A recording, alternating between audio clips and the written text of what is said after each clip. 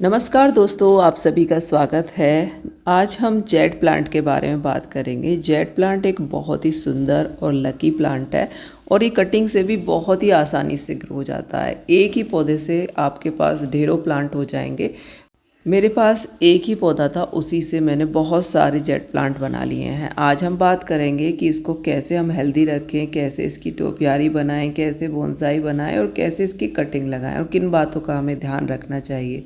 तो देखिए, ये जो मैंने टोपियारी बनाई थी आपके साथ शेयर की थी, कोई ज़्यादा दिन नहीं हुए हैं, मुश्किल से 4-5 महीने ही हुए होंगे और बहुत ही अच्छे से शेप में ये आ गई हैं। एक ये मैंने मोर बनाया था तो बहुत ही सुंदर ये शेप में आने लगा है अब, और इसकी कटाई छटाई मैं बराबर 1-2 महीने में करती रहती हूँ। और जब हम इसको कट करते हैं तो बहुत ही अच्छी नई ग्रोथ आती है, छोटी छोटी पत्तियाँ आती हैं नई, तो ये और भी ज़्यादा घना और सुंदर और अच्छी शेप लेते जाते हैं। यहाँ पर भी मैंने ये पीछे एक इस तरह से बनाया था ताकि ये जो मैंने शिवलिंग रखे हैं इसके पीछे पूरी ग्रीन एक वॉल हो जाए, दीवार जैसी। तो ये भी लगभग कवर हो गई है पूरी और बहुत ही सुंदर ही यहाँ पर ग्रीनरी रहती है, बहुत अच्छे लगते हैं। तो इस तरह से ही मैंने एक बॉल बनाई थी, तो वो भी अच्छे शेप में आ रही है। देखिए, इसकी भी कटाई छटाई भी करनी पड़ेगी मुझे, तो बराबर हम इनको काटते छाटते रहें और जो भी कटिंग निकलती हैं उनको आप कटिंग लगा लीजिए उन्हें, उनके बहुत सारे प्लांट बन जाते हैं। तो चलिए, सबसे पहले मैंने कुछ कटिंग लगाई थी थोड़े दिन पहले, उनको शेप में कैसे लाते हैं वो मैं आपको दिखाती हूँ। यहाँ पर देखिए दोस्तों, ये मैंने दोनों तरफ कटिंग लगाई थी और बीच में एक इस तरह से तार लगाया था। इसी पे मैं इसको गोल गोल घुमाऊंगी तो एक बहुत ही सुंदर सी हमारा ये ऐसा राउंड सर्कल जैसा बन जाएगा। तो एक तरफ से तो देखिए मैंने बांध दिया है, ये कटिंग बहुत अच्छे से चल गई है, लेकिन मैं इनको बांध नहीं पाई थी, तो आज मैं इनको बांध दूंगी। तो किसी भी पतली रस्सी से या ऊन से आप इस तरह से इसको बांधते जाएं इस पर। और ये अभी दिख रहा है, लेकिन जैसे ही अब इसकी कटाई छटाई होगी और बड़े होंगे तो ये जो रस्सी हम बांधते हैं वो पूरी छुप जाती है, वो दिखती नहीं है। तो बहुत ही सुंदर हमारी टोपियारी बन जाएगी, ऐसे राउंड ऐसे घूमी हुई, तो बहुत ही सुंदर लगेगी। तो मैंने देखिए इसको इस तरह से बांध दिया है। पहले कैसे हो रहा था, बिल्कुल इधर उधर बिखर रहा था। तो ये कटिंग मैंने कुछ दिन पहले लगाई थी और देखिए हमारी ये सुंदर सी टोपियारी बन जाएगी थोड़े दिन में। तो ऐसे ही जो भी कटिंग निकलती हैं उनको आप लगाते जाएं तो आपके ढेर सारे प्लांट बनते जाएंगे। अभी मैं आपको दूसरा दिखाती हूँ। यहाँ पर भी देखिए मैंने कटिंग लगा रखी है, तो ये मैंने हार्ट शेप का तार इस तरह से बांधा हुआ है। ये कटिंग भी कितने अच्छे से चल गई हैं, तो इनको भी इसी तरह से बांध के मैं इस पर लपेट दूंगी और समय के साथ साथ जैसे जैसे बड़े होते जाएंगे इनको हमें लपेटते जाना है। एक्स्ट्रा रस्सी मैंने इसी में छोड़ दी है ताकि आगे जब हम इसको और लपेटेंगे तो ज़रूरत पड़ेगी। तो इसको भी सेम इसी तरह से बिल्कुल हमें बांधते जाना है। तो तार की मदद से हम कोई भी शेप बना सकते हैं और अपने प्लांट को उसके सहायता से बांधते हुए हम कोई भी इस तरह से शेप बनाकर सुंदर सी टोपियारी बना सकते हैं।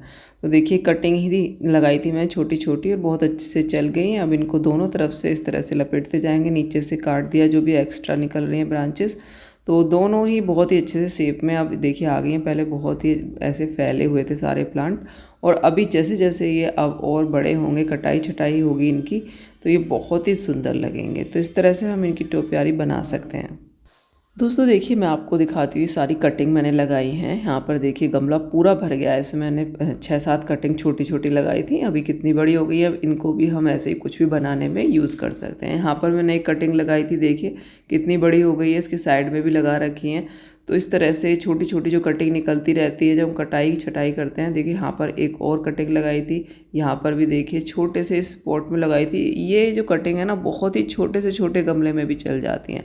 बस आपको ध्यान यही रखना है कि पानी बहुत कम देना है। देखिए इसको मैंने काट दिया है थोड़ा ताकि थोड़ी शेप में आए, और बिल्कुल मिट्टी सूखने के बाद हमें पानी देना है। तो देखिए यहाँ पर ये बोनसाई बना रही हूँ मैं, एक छोटा सा पेड़ जैसा बन रहा है। तो कुछ भी शेप आप इसकी बना सकते हैं।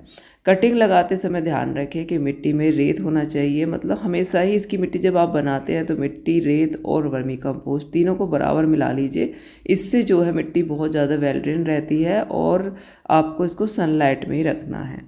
इसकी केयर में सबसे जो ज़रूरी चीज़ है वो यही है कि इसको आप बाहर खुले में रखें, सनलाइट इसको मिलनी चाहिए। जितनी सनलाइट मिलेगी उतनी अच्छी ग्रोथ होगी। और जब हम देखिए कटाई करते रहते हैं तो नई नई ग्रोथ आती रहती है, छोटी छोटी पत्तियाँ आपको दिख रही हैं, तो इससे शेप में भी रहता है प्लांट और नई नई ग्रोथ बहुत निकालता है, घना हो जाता है बहुत ज़्यादा।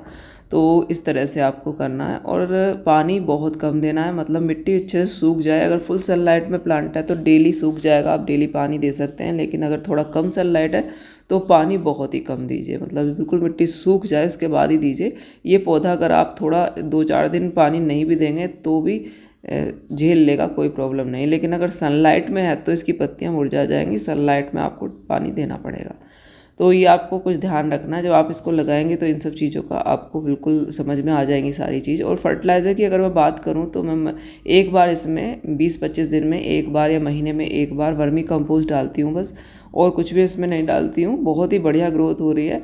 तो 25-30 दिन में एक बार 1 से 2 मुट्ठी वर्मी कंपोस्ट डाल के हल्की सी थोड़ी थोड़ी सी गुड़ाई कर दो, या फिर आप कंपोस्ट ही बनाकर भी दे सकते हैं। अगर जैसे कुछ ऐसे प्लांट होते हैं जिसमें हम गुड़ाई नहीं कर पाते तो उसमें आप वर्मी कंपोस्ट को 2-3 दिन के लिए भिगो दीजिए, उसके बाद जो उसका पानी होता है उसको आप दे दीजिए। तो इस तरह से आप महीने में एक बार इसमें फर्टिलाइज़र दे दें। और मेन चीज़ तो इसमें यही है कि आपको इसको सनलाइट में रखना है। तो सनलाइट में रखिए अच्छी, जितनी ज़्यादा से ज़्यादा आपके यहाँ आती हो, तो ये बहुत ही बढ़िया ग्रोथ करेगा। फुल सनलाइट वाला प्लांट है। बहुत से लोग कहते हैं कि इसको हम इंडोर लगा सकते हैं। इंडोर ये बिल्कुल भी नहीं चल पाता ढंग से, थोड़े दिन सही चलेगा उसके बाद ये ख़राब होने लगेगा। और बारिश में, ज़्यादा बारिश में भी ये ख़राब हो जाता है, पत्तियाँ ऐसी गिरने लगती हैं। पत्तियाँ गिरने के 2 ही कारण हैं, या तो आपने इसको कम सनलाइट में रखा है या फिर इसमें आप पानी आप ज़्यादा दे रहे हैं। तो जब भी पत्तियाँ गिरें, मुरझाई सी लगें, आप इसमें पानी देना कम कर दीजिए और इसको सनलाइट में रख दीजिए। वीडियो आपको पसंद आया हो तो लाइक ज़रूर करें, चैनल को सब्सक्राइब करें। मिलते हो नेक्स्ट वीडियो में। Thank you very much, bye.